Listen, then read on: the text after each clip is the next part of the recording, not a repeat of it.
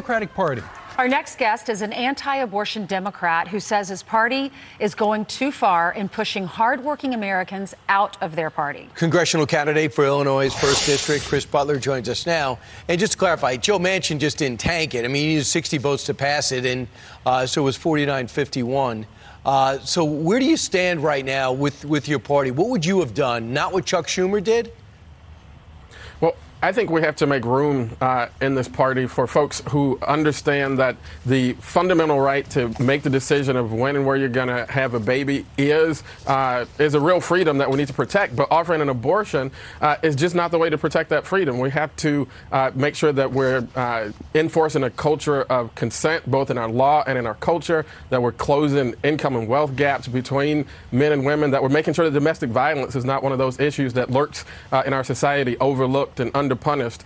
There are a lot of things that we can do to secure that important right, and I don't think that offering an abortion is the main one. All right, Chris, if you're pro-life, you think the party is too extreme, why are you still a Democrat? Well, the first experiences that I had in politics were Democratic experiences. The first Democratic precinct captain that I ever knew was my great aunt Irene. And I learned these values in my community, in the church that I pastored. I actually pastored the church where I grew up.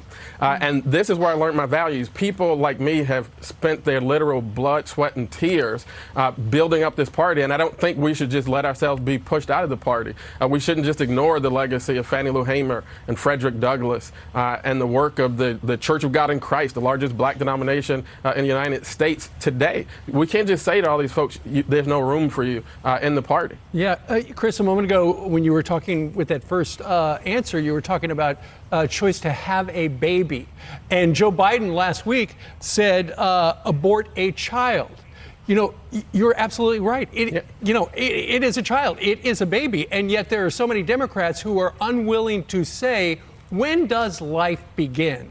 Because we were talking with that bill yesterday, terminating a life right up to birth. That's crazy. That's ending a life.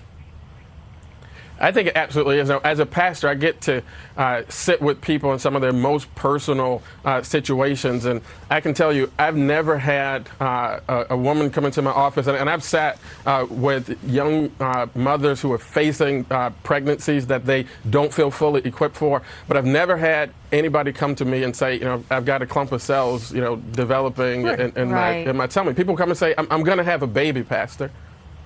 Because that's what it is. It's a baby. Yeah. That's a really good point. Yeah. All right, so what does the Democratic Party need to do to become a little bit more central so it's not so extreme?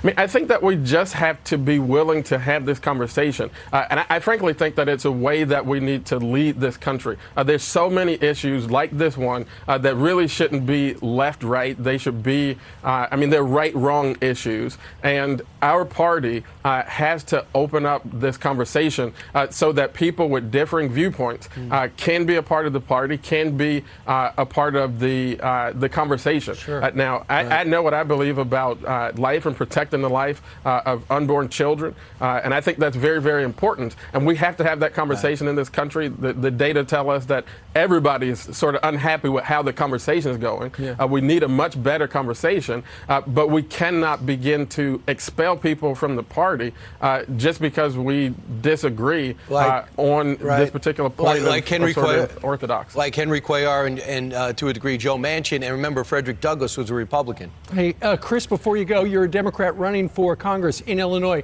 If people would like to donate to your campaign, what's your website? We can go to electchrisbutler.com and donate to this campaign. And please do help. There's a governor and a mayor in this district. I'm running to represent the south side of Chicago.